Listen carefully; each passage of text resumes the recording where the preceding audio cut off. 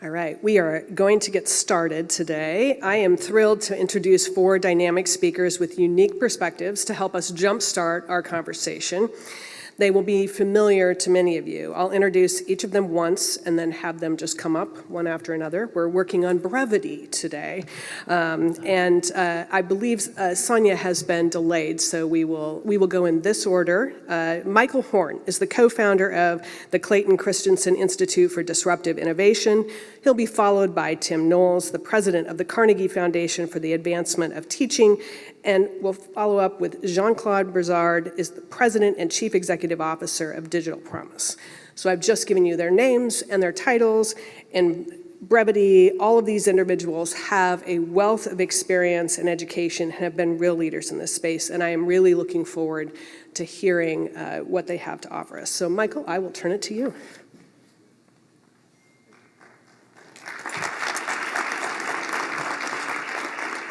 Thank you so much. I hope it's still unique by the time I finish, because when I listen to both of you speak, I think, well, gee, those are a lot of the ideas that I'm going to push for, and I'll just focus on a few of them today because I'm so inspired by the work going on here. But I want to start by telling a not-so-hypothetical story about a hypothetical student. We'll call this student Jeremy, and he's in pre-algebra in a middle school. And this middle school has gotten the wisdom about moving away from remediation in learning and is doing accelerated learning. Now, Jeremy is in the middle of learning algebraic fractions, but he's never actually mastered his numeric fractions. So in the context of algebraic fractions, this school has the wisdom to say, okay, we're going to go back and teach you this concept in the context of this. But then something happens. At the end of the 3 weeks of learning this unit or whatever it might be, it's time to move on.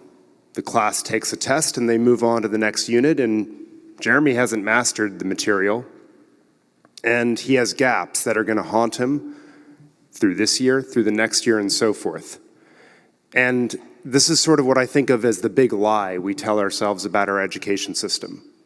We fret about learning loss, we fret about recovering learning, and yet we're not honest that our system was built to make sure that actually at least 2/3 of our students are experiencing learning loss even in good times.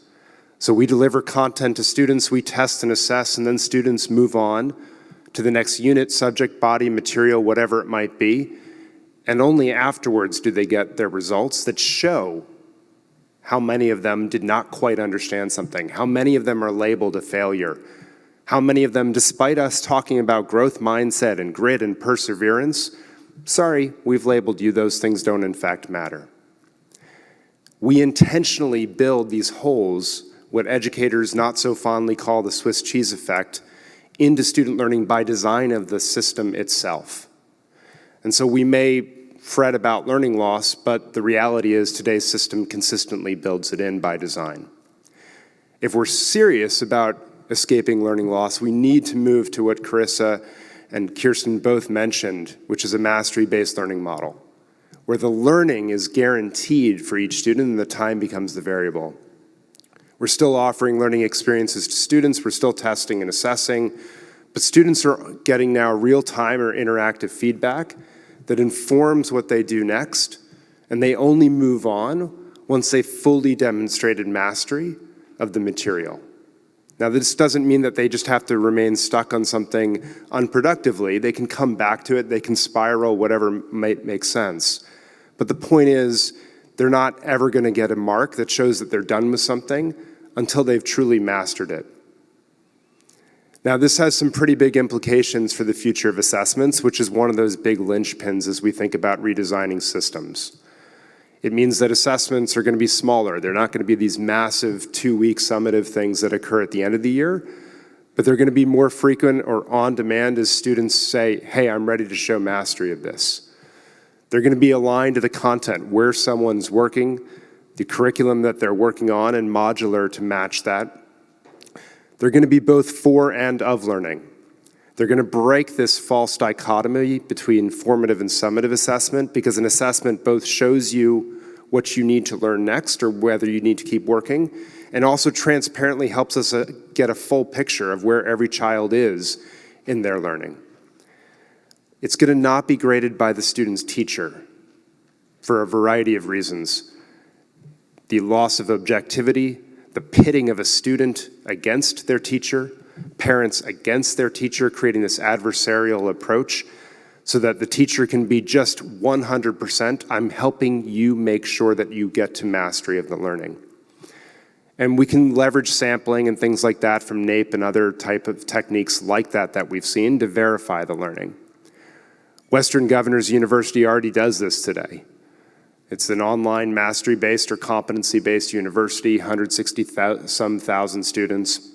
They have objective assessments, right or wrong answers that can be computer scored, and they have performance assessments where you actually do the work involved in teaching or nursing or IT or things of that nature. And they have independent faculty who review against a rubric whether someone has mastered, and they can independently verify this because they can have 2, 3 faculty members look at your work and make sure that your judgment of mastery matches someone else's. Now, a couple other points. Carol is here in the audience, so I'll be quick on this because I suspect you'll talk more about it. But I think a second shift that we need to make is not just in the teacher not being the grader, but the teacher really starting to think about themselves as teaching in a team environment, co-teaching. The reality, obviously, we know the backdrop of teaching right now, but what we've done over the last many, many years is just put an increasing number of tasks on teachers. Tutoring, mentoring, facilitating, curating, designing, evaluating, counseling, delivering content, you name it. And what we've essentially said is we expect all 3.5 million some odd of our teachers to be superheroes, able to connect with every single individual in their classroom, able to do all of these things that we ask of them, and it's just not a possible way to design a system. It doesn't make any sense, and yet through a variety of new teaching models, staffing models, co-teaching where we take a few teachers and combine them with, yes, larger groups of students, we can create a variety of ways to interact with students and allow teachers to lean into their specializations that make sense for them. My friend Joel Rose is in the audience. He wrote a report about out of the box, new models of teaching and learning, and we can start to think through what these new models look like and how they use the people inside of them in novel ways to really craft these mastery-based experiences. And then just the last one I'll talk about is something Carissa also mentioned around the parent role in all this. Because parents are absolutely critical. They need to have a seat at the table, and they're taking a seat at the table. Whether it's through declining enrollment at public school districts, more students going to homeschooling or microschooling options, demanding different options, we're seeing that parents are playing a bigger role. And just from our research on this around why parents switch their child's school, there's 4 core jobs to be done that seem to be driving this. One is when your child is in trouble, this is just not working. We need something new now, and so we're gonna switch to help our child overcome this obstacle. There's some parents that switch to become part of a values-aligned community. There's others that wanna develop a well-rounded child. The academics they're fine with. And there's others that are saying, help us realize our plan for our child so that they can have a better future than the one that we've lived in our lives. And on top of that, you have a whole other set of considerations, and Carrie, you'd probably list several others, but things like childcare, the hours, the summer break, things that just create an experience that does not work for parents and families. And I will say that the pandemic showed us a few things. We always knew that there's no one way to serve a child to help them be successful, but there's no one way to meet a family or a set of parents either, I think is what we saw. And this one-size-fits-all mentality just doesn't work for families with what they need. And so as you craft these solutions and figure out what's right for individual communities, I think it's important to not just deliver from on high the solution, if you will. Instead, what processes of change show is that it's far more important to start with leaning into what's not good about the current situation. Understand the struggle, what we call the push of the current situation. What's causing people to say this isn't working for us? And then we can start to design the pull of new solutions to really help people lift out of that, simultaneously realizing that anxieties about that new and the habits of the present are going to hold people back. And that change is really only going to come when the push and the pull overwhelm those anxieties and habits. And so a lot of times I'll see leaders who think they've designed a brilliant solution in concert with their communities, but they've really led with the pull and not understood that local context and what's really causing parents to have so much consternation about what's going on. You need to innovate with the community, not to the community. Last thought, just to round this up and then turn it over to Tim, which is that I think from this there's a few policy priorities that fall out. One is we need to rethink the assessments and the way that this works. We shouldn't be having something that is given once a year and tells us the results several months later. We need these for and of learning. We can do this, as you were mentioning, we carry AI in our pockets now. So this is something we can clearly make work. Second, I think rethinking the teaching credential and who is a teacher, and thinking about what are the skills that we really need to make sure are coming into the classroom, more broadly speaking, as we think about these team teaching environments. And then third, I think rethinking funding. So making sure that we're empowering students to get to the learning experience that's right for them and their next pathway. Moving to paying for learning, not just time. The Virtual Learning Academy Charter School in New Hampshire, for example, only takes funding as students have actually demonstrated mastery of the competencies. So instead of average daily attendance or student enrollment or even worse, count days, they're looking, hey, we get 10% of the funding when students have mastered 10% of the course material. What would that do to our schools if we started thinking in those ways? And then supporting R&D of new models. I'm often talked about as the technology guy in education, but to me, technology in service of the models we have right now, just not going to do what we need done. We need new models that are asking for new things in a truly student-centered way and creating that demand for the breakthroughs that are going to occur. And so I think that's a third one, is to support R&D of new learning models. So I'll leave it there and I'll turn it over to Tim, but I'm just really gratified that we're having this conversation. And I'll just say, Carissa, we saw obviously a new study come out yesterday around state results around recovering from learning loss. And the states that did the best are the ones that are leaning into the science of reading, and I think that's no coincidence. So thank you for your leadership on this. Appreciate it.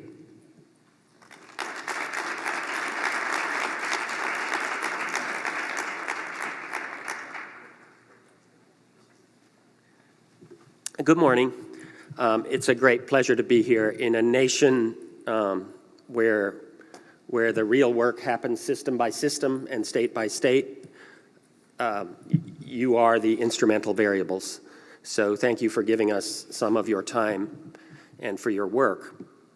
I was going to have ChatGPT write this, but the truth be told, I remain kind of a skeptic. Over the holidays, I asked it to write my thank you notes, and it said things like, and I quote, "Thank you for the sparkling dinner party. The food was pitch perfect." And this is my favorite, "Everyone was dressed appropriately." Talk about bias in algorithms. So until large language models get much, much cleverer, I'm not going to lose sleep over the AI taking over the world, but I'm digressing already.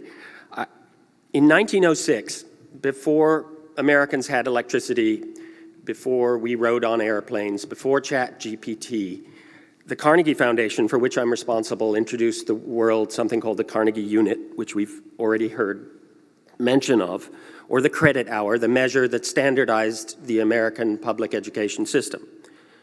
When it was introduced, it caught fire. Within 15 years, it had spread to every corner of the nation.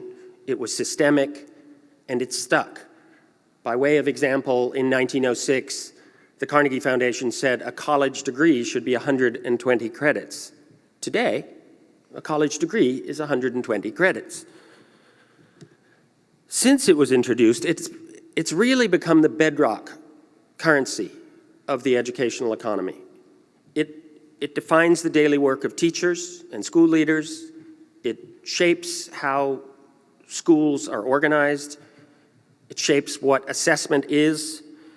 It's foundational to accreditation, to what goes on a transcript. It defines who gets financial aid and who doesn't. So it isn't just hardwired into the system, it really is the system. I expect that we can agree that the conflation of time and learning is problematic. And if we can't, we have more work to do, Clarissa. And as Sonia would say, that the conflation of place and learning is also problematic. There are three main issues, quickly, in my view. First, defining learning singularly based on time spent sitting at a desk or logged on to a digital platform ignores everything we know about how we learn and all we've learned over the last 100 years from neuroscientists, from cognitive psychologists, from learning scientists, about really how we best learn through immersive experience, through solving real problems, from peers, from mentors, through apprenticeship and internship, and based on the individual at highly variable rates. Also based on the subject of study at highly variable rates. Second is the pernicious effect on the pace and the scale and the efficacy of educational progress. Of course, there have always been alternative ideas and models, Dewey and Montessori at the turn of the last century, and in every state represented in this room, examples of interesting, elegant, competency-based models. But the problem is these models exist at the edges of the system, not the center of it. They are the anomaly and not the rule. And the third problem with the conflation of time and learning is a more existential one that economist Raj Chetty has shown in his work on social and economic mobility, where we see the situation as grave. It's dropped precipitously over the last 75 years. Of Americans born in the 1940s, 90% plus were better off than their parents. Today, the number of children who are better off than their parents is approximately 40%. And work by the Federal Reserve reveals starker truths. In a study called The Color of Wealth, investigators analyzed the financial net worth of families by race in cities nationwide, including places like LA, Boston, Miami, Tulsa.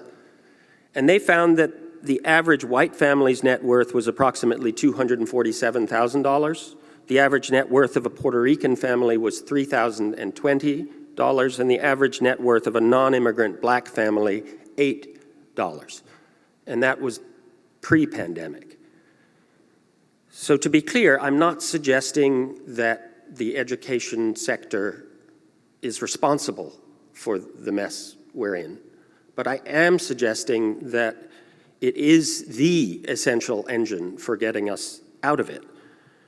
And to do that, we must establish educational systems, as Michael has just suggested, that are legitimately outcomes or mastery or competency, whatever language you want to use, but not time-based, that focus much more sharply on the skills we know, empirically know, are necessary for success in school and work and life. How do we do that? A big part of the answer is squarely in your hands. States can and should specify the full range of skills students must possess in order to graduate world-ready, as Utah and other states have done elegantly in their portrait of a graduate. States can and should provide flexibility to schools and systems, as we just heard from North Dakota, to allow them to decouple time and learning. 15 states during or post-pandemic have done that. And states can incent the creation of competency-based models that enable young people to learn everywhere, as New Hampshire has demonstrated. But in all honesty, and this aligns with Michael's point. I don't think we will get there at broad scale until we have much better ways to validate what young people are learning, wherever that learning occurs, whether in the classroom, on the farm, learning independently, in an apprenticeship, or anywhere. Put another way, to crack the conflation of time and learning problem, parents and educators need much greater confidence that their children are acquiring the kinds of knowledge and skills they need to be successful. So to bring to life the future of learning, we have a fundamental assessment challenge. To that end, next week actually, Carnegie is going to announce a partnership with ETS to try to do three things. First, we aim to build an assessment system that focuses the nation on the skills we know are necessary for individuals to thrive in the 21st century. These skills have had many names over the course of my career. Remember when they were soft skills? I was puzzled by soft.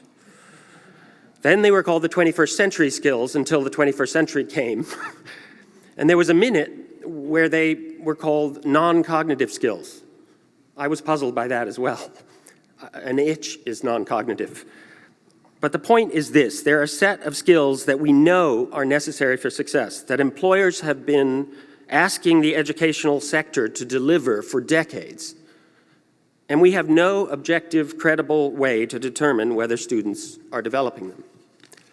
Our aim is to build reliable, valid tools to index student skill development across three domains: affective skills, skills essential for engaging in the world, including effective communication, intrapersonal skills, the ability to set goals, executive function; behavioral skills, those that focus on how we work, including dimensions like perseverance, our ability to work on teams, to think creatively, to lead; and cognitive skills.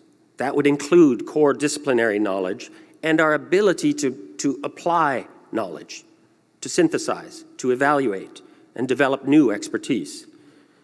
In essence, we are going to try to build a suite of assessments that make legible to students and parents, educators, the post-secondary sector, and employers progress on the essential skills that are predictive of future success. Second, we aim to change how we assess. There's a pretty universal understanding that single point in time, multiple choice assessments are woefully inadequate ways to determine what young people know and can do. Parents have known this for a long time. Teachers have as well. Universities are now admitting they've known it. Even testing companies know many tests don't predict much. So I'm not making an argument for not testing by any stretch of the imagination. I'm just saying we've been doing it in the wrong way. With ETS, we aim to leverage advancements in learning science, in measurement, in technology, to build very different assessments. They won't look or feel like anything that we've come to know as tests. I expect they'll be scenario-based and testless assessments that capture authentic demonstrations of performance wherever that learning occurs. They'll empower students to submit what they know and what they can do for certification anytime, anywhere. And like AP tests, I expect they will carry college credit, so be legible and transferable to the post-secondary sector. Third, and most important, our aim is to design an assessment system to provide actionable insights to students, to families and educators. To use medical terminology, we want to forge a much stronger link between diagnosis and prescription, providing direct, unmediated access to evidence young people and families can use to improve, and greater clarity for educators about what we can actually do to support progress. Clearly, shifting what we assess, how we assess, and producing more actionable insights is not a small undertaking. However, it is, I think, essential if we are going to create credible, outcomes-based systems decoupled from the Carnegie unit that support learning and skill acquisition wherever that learning occurs. I want to end with an invitation.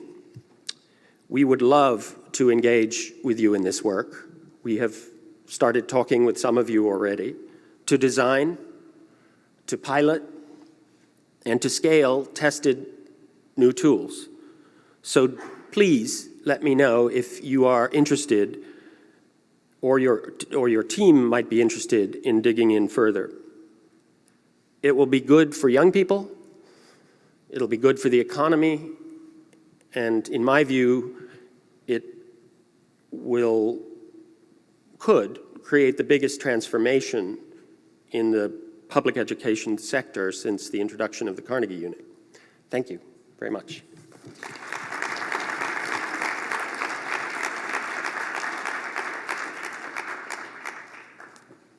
Good morning, everyone.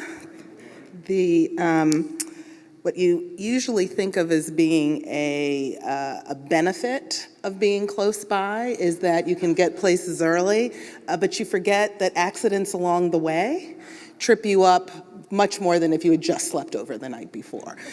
So it is great to be here with you today. It's wonderful. I was glad I got to catch Michael and Tim on my way in, and it's always reaffirming. And I want to thank Carissa and all of the state leaders and a lot of good friends around this table that I see. So I will spend my time from a district perspective, really with, again, a story.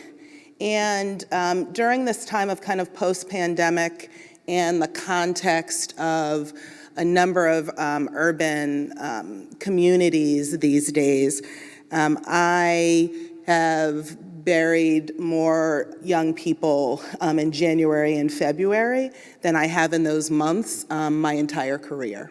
And I think what it speaks to is a need, it spoke to a need for me to really find out what the core, revisit what the core of our work is. And I spent some time just down the street over the holiday a week or two ago at the National African American Museum of History and Culture. And while I was there, I gravitated to the community section of the museum and followed the patterns of Great Migration and all of that. And my girls know when I hit that floor, they're like, we'll see you in an hour, because they go up to the music and all the other stuff. And we know how to do that now that they're teenagers.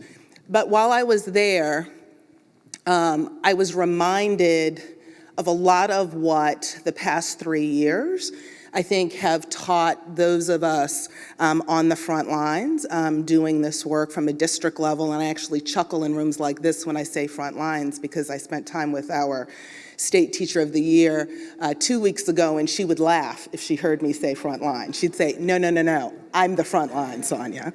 But when I was there, it really was a reinvigoration of, I think, kind of 3 core points. And my good friend and colleague, Tim, noted one of them, which is the importance of rethinking place in terms of where we think learning in school occurs, who, that Michael referenced, who actually are the teachers of a generation of children, and when. When does learning actually occur?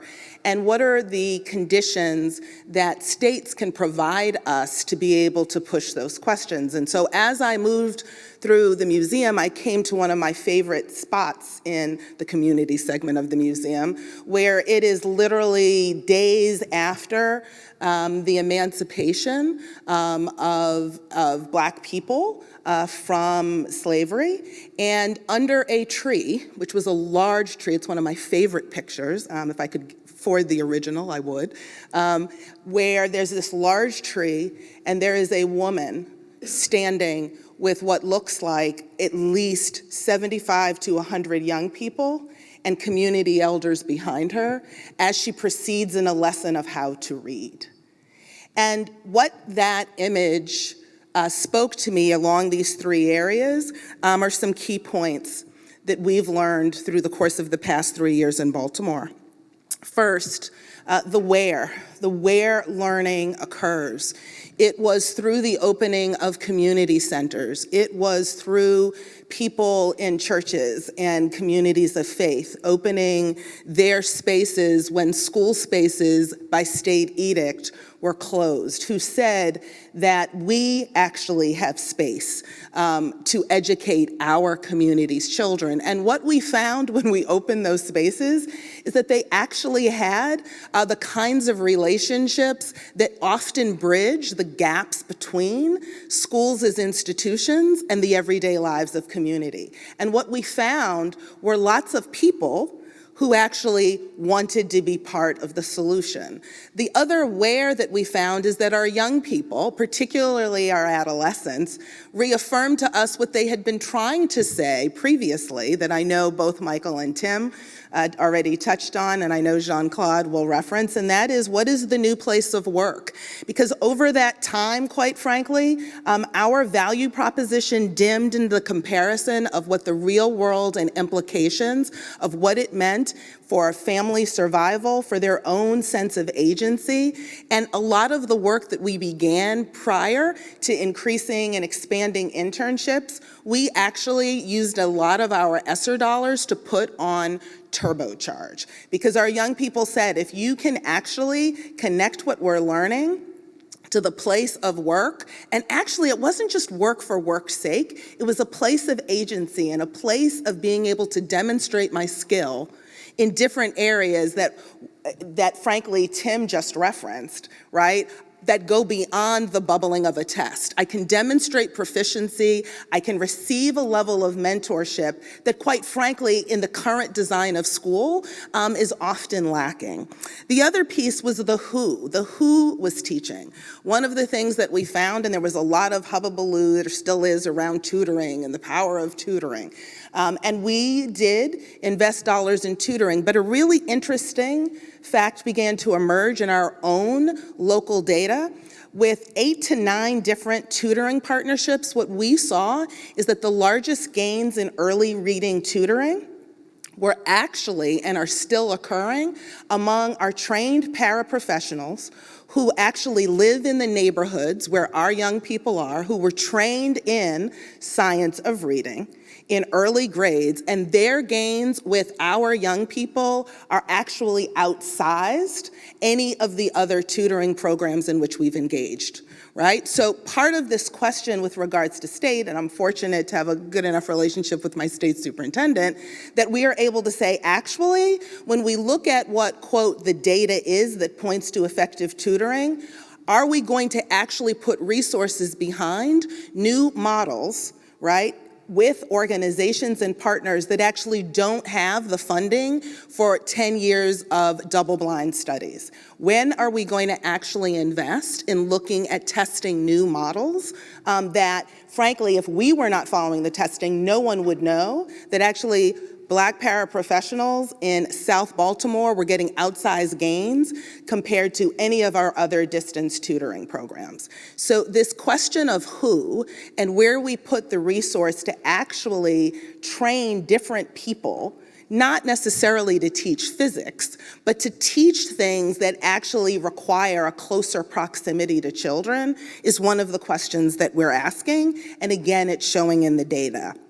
The other piece is, what does the construction of teaching actually look like? And Michael referenced this, and post-pandemic, our teachers are telling us we need a different model of what it looks like to lead and teach within a classroom. What does it look like to reformat schedules in the way that I know Karen Hawley-Miles has been talking about for years, so that teachers can actually have a variety of roles that are not disruptive, right? That don't mean I leave and never come back, or I'm only in one day, but actually mean that in my modeling, I spend time differently and my day looks differently and I partner differently. And what we're seeing in some of our Gates-funded work that we call BSLIC, which is our Baltimore Secondary Literacy Initiative, we took on a problem, secondary literacy. What are we doing in large urban areas with young people who are entering middle and high school still way behind in reading? Well, what we did was we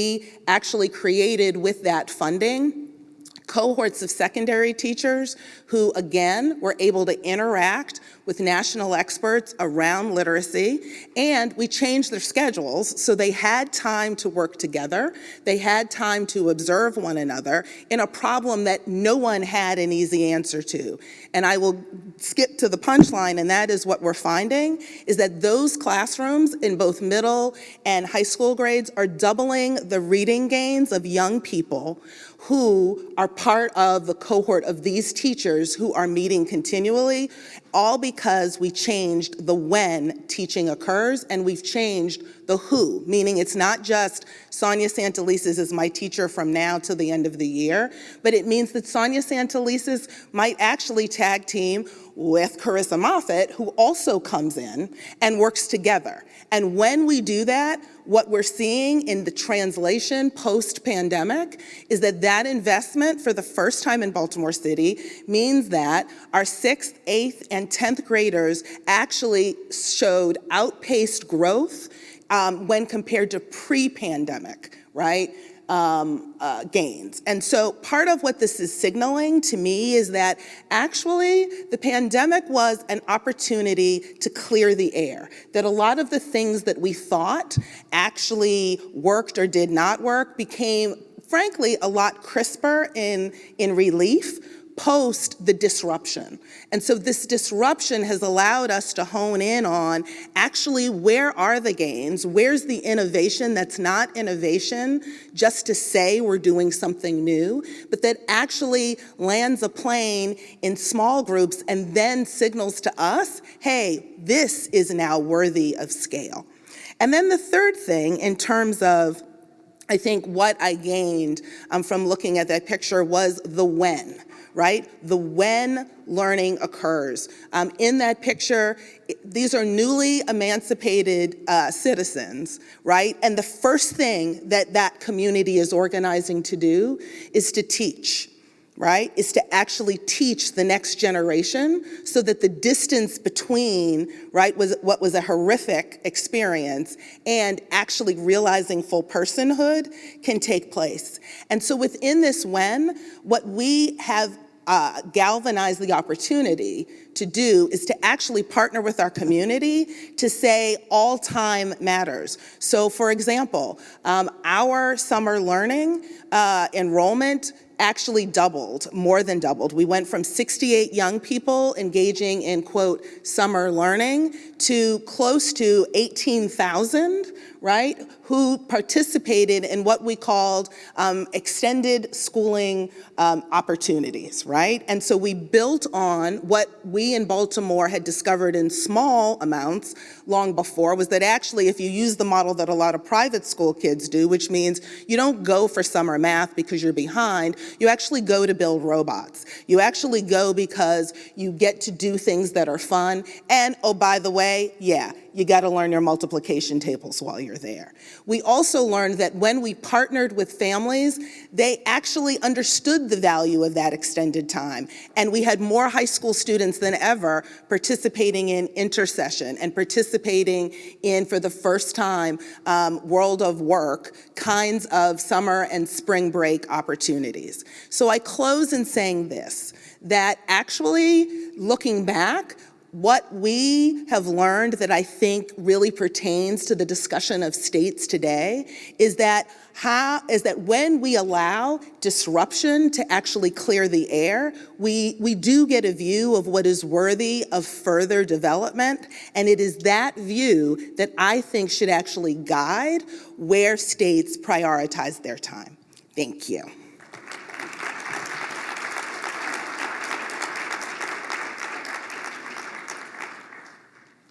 It's always good to listen to Sonia, but hard to follow you. Good morning, and thank you so much for having me here. So many years ago, as a physics teacher at a high school in Brooklyn, New York, I discovered the power of technology in transforming, frankly, what I was doing every single day. I was in a lab at the New York City College of Technology, a lab outfitted with hardware and software, thanks to the City University of New York's Research Foundation.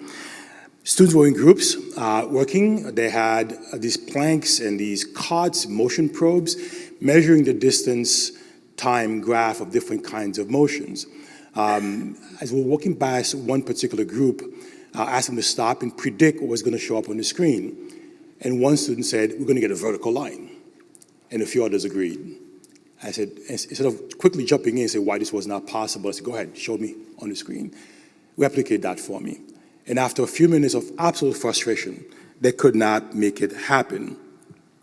After a few minutes of guided inquiry, I asked them, why are you having difficulty? And one student said, because, wait, the card is moving, but time's not changing. Another student, who's now a physicist, by the way, said to me that the slope of the line shows infinity. That cannot be possible. What I discovered in that moment, frankly, was the fact that when you look at science labs, you can spend 30 seconds to a minute doing the experiment and spend 20 minutes, half hour, an hour on explanations. You may remember your cookbook labs when you were a high school student. I don't know about you, I didn't learn much. Doing the experiments, going home, doing the lab reports, having no idea what I was talking about. I didn't learn chemistry and physics till I was a graduate student in college. Then we're doing actual experiments and explanations. So that obsession around how technology can actually really enhance the teaching and learning system really has been an obsession of mine for a very, very long time. And there are many places right now where we see amazing things happening because of the kind of work around digital transformation that we know about. I'll give you some examples. Talladega County, Alabama. In fact, I'm taking about 250 folks there in a couple of weeks to look at how a school system in rural Alabama has gone to near 95% graduation rate by really integrating technology in a way that really is terrific. Lindsay Unified, my colleague Beth Rabbit is in the audience, can tell you about what is happening in Lindsay Unified in California. Ector County, Texas, another place where we're seeing really amazing work being done around the deliberate integration of technology in the classroom. So before I go further, a little bit about who we are if you don't know Digital Promise. We are an innovation that came out of the US government. We're created as part of the Section 802 of the Higher Education Act 2008 under George W. Bush, launched in 2011 under Obama. Now we are an independent global nonprofit doing work across the US in about 45 states, in about 30 countries around the world. We do our work along the three different circles of research, technology, and practice. We have a Global Cities Network. We have the League of Innovative Schools here in the US. I know we have folks who are former members here in the audience. We have about 155 school districts around the country doing amazing work with our research scientists, learning scientists and science of development leaders. So let's talk about why this work in digital transformation is important. The late Dr. Richard Elmore out of Harvard often talked about the most important relationship in education is between students, teachers, and content. The pandemic taught us that it's a four-legged stool, right? It's teachers, students, parents or families, and content. The question before us is how do we augment the intelligence of this relationship? And we think technology is an amazing way of doing this kind of work. We know that deliberate digital transformation can pull us, as Tim talks about, into a learner-centered construct. I don't know how you get to equity, frankly, without this kind of transformation, without this kind of leaning on technology. We know that digital transformation can prepare us for the next pandemic, the next natural disaster, and frankly, can make schooling much more ubiquitous. We talk about learning loss often, but frankly, do we really know what kids were learning and not learning throughout the pandemic? I have a 13-year-old who mastered the ideas of video editing. I met a young man last summer in Aspen. I was moderating a room on Technology for Good, and somebody asked, what is Web3? And the 16-year-old went on to fully explain what that is to a whole bunch of adults in the room. And I asked him, where'd you learn that? He goes, not in school. Yet we're not capturing that kind of learning because what we tend to have is a way of measuring learning only in the four walls of a school. The fact is kids are learning. The question is how are we capturing that kind of learning? We think digital transformation can actually make that happen. But we also know that digital transformation is more than technology. Technology is not a panacea. This kind of work requires know-how, capacity building, infrastructure building, as well as shifting to a mindset that views technology as a powerful enabler that fosters deep integration of relationships between teachers, learners, families, and content. So how do we make this happen? I'll give you some examples, perhaps, of how we can begin to think about how this work can actually move us in that particular construct. Todd Rose, in his book, The End of Average, talks about the fact that there is no such thing as the average person or the average student. As Tim would also say, as you look at our systems, we tend to default to the average student. Even our assessments look at the average student, 3 hours of a test, 2 hours of a test, et cetera. So the question is, how do we change systems to begin to really get to this idea of a learner-centered construct? We talk about personalization, but we don't talk about what we're personalizing and why we're personalizing that. We have a structure, our digital promise, called the Learner Variability Navigator, funded thanks to the Oak Foundation in Europe, that takes the science of learning and science of development and makes it actionable to educators the next day. It's an amazing platform. We can free for use. That we get about 20,000 educator hits a month from around the world. We have schools of education in South Africa and in Australia who are using this platform to train teachers. Right now, this platform is being integrated into Schoology and Panorama. And when we're done, hopefully we'll hit about 80 million users around the world. But the fact is, when you look at it, look at things like, why is a child having working memory issue? And it takes you back to perhaps they're not getting enough sleep. You can follow the science and look at root causes. Then you can spit out for you very specific actions you can take the next time you talk to a parent or next time you actually walk back into the classroom. But how do you really bring and make that kind of science really actionable without the use of an amazing set of technologies that allow you to actually get to that particular place? The second thing that really excites me is the idea of really transforming the student record. You hear a lot about this transformation of Carnegie, what ETS is doing. We talk about this idea of really changing assessments. Without the vessel, I don't know how you actually get there. Let me qualify that. I know ETS and others have been working a lot on this idea of the comprehensive learner record. Let me shift it to what Sonia talked about and talk about the learner employment record instead. The T3 Innovation Network, launched by Commerce and in partnership with the U.S. Chamber of Commerce and the Commerce Department, is talking about this idea of connecting the learner record with the employment record. Think of a digital wallet where you can cobble your learning and wherever you're getting it. Again, competency-based, that is verified, that shows up on a wallet that you can modify and move. I don't know about you, but think about your professional trajectory and where you are today and what you went to perhaps undergraduate for. I was a chemistry pre-med student. What I'm doing today is not really attached to that, but I've learned how to put those building blocks and create the kinds of opportunities I wanted. Many of us who are professionals who understand how to navigate the world collect these credentials and these sort of learnings into a LinkedIn profile that's with verified credentials and be able to create a profile depending on where you actually want to go to. The LER can actually make that happen. And there are states like Colorado now looking at launching that through the DMV system. The fact is that the LER, we think, is an amazing new construct. Yes, lots of issues around implementation, but there are states, and I believe South or North Dakota is one, working with the U.S. Chamber on this kind of work. Walmart is looking at it from how to upskill frontline workers, and we're beginning to look at it from a middle school, high school, post-secondary, and workforce perspective that really has this idea of economic mobility, economic security, well-being, and personal agency in a part of it. The Commit partnership in Dallas through the Greenlight Project has launched this kind of effort in the K-16 world, where you're looking at not just everything I've described, but shifting agency to the individual. Imagine the institutions not owning your learner record, but you're owning your learner record. The LER is a powerful way of actually doing that. I can't come to a conclusion without talking about AI in education.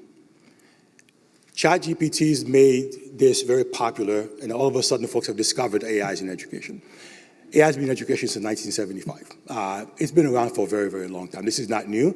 Those of you, I was talking to a gentleman last night, we talked about this fact on photo math. If you've not seen photo math, you can take a picture of a math problem and solve it for you. AI has been in mathematics for a while. In fact, we saw a quadrupling of investments in AI from 2019 to 2020. And we predict in a few short years, every edtech product will have AI embedded within it. Think about the potential here. not in terms of banning things like ChatGPT, but leveraging the technology to really move our pedagogy and our curricular structures. When I was a high school physics teacher, the state of New York used to ban the graphing calculator on tests.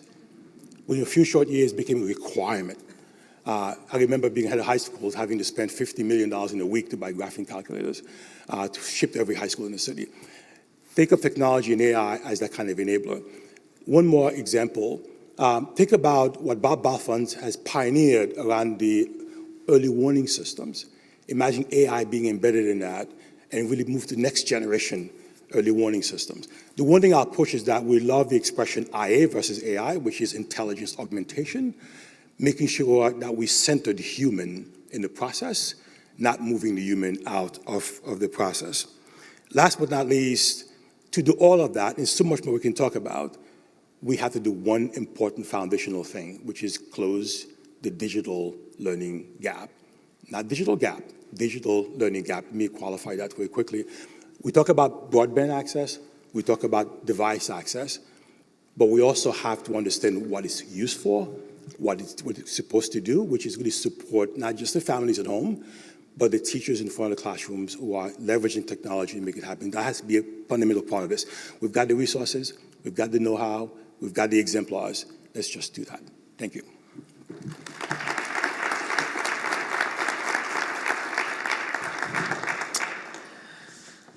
So I want to thank our speakers for launching us into this conversation. They gave us so much to think about.